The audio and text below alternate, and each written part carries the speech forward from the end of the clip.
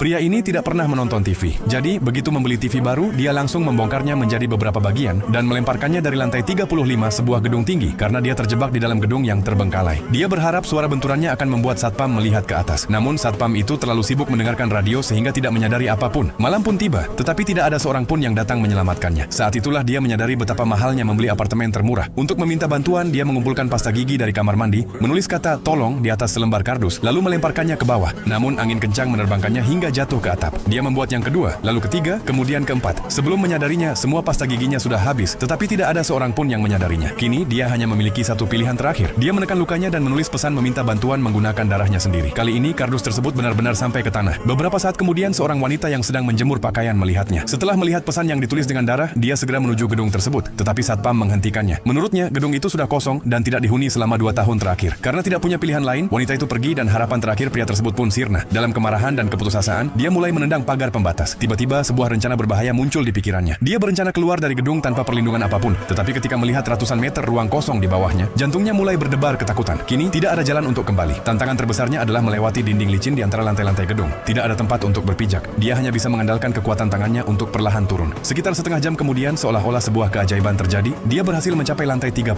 Keberhasilan itu membuatnya semakin percaya diri, sehingga dia mulai turun lebih cepat. Namun, ternyata itu menjadi kesalahan fatal. Saat melangkah maju, dia menyadari bahwa tidak ada pagar pembatas. Tubuhnya tiba-tiba tergantung di udara. Dalam kepanikan, dia segera menarik dirinya kembali ke atas. Kini, dia sadar bahwa kesalahan sekecil apapun bisa mengancam nyawanya. Dia melepas ikat pinggangnya dan mengikatkannya pada pagar sebagai perlindungan sementara. Dengan menggunakannya sebagai pegangan, dia kembali turun perlahan. Seluruh tubuhnya tergantung di udara. Beberapa detik terasa seperti berjam-jam. Akhirnya, kakinya mencapai pagar di lantai berikutnya, tetapi masalah lain muncul. Tidak ada balkon di lantai tersebut. Untuk mencapai ruangan, dia harus bergeser menyusuri sisi dinding. Pada satu titik, dia hampir kehilangan keseimbangan, tetapi di detik terakhir, dia berhasil meraih tepinya. Dia terus bergerak maju hingga akhirnya kakinya menyentuh lantai 30.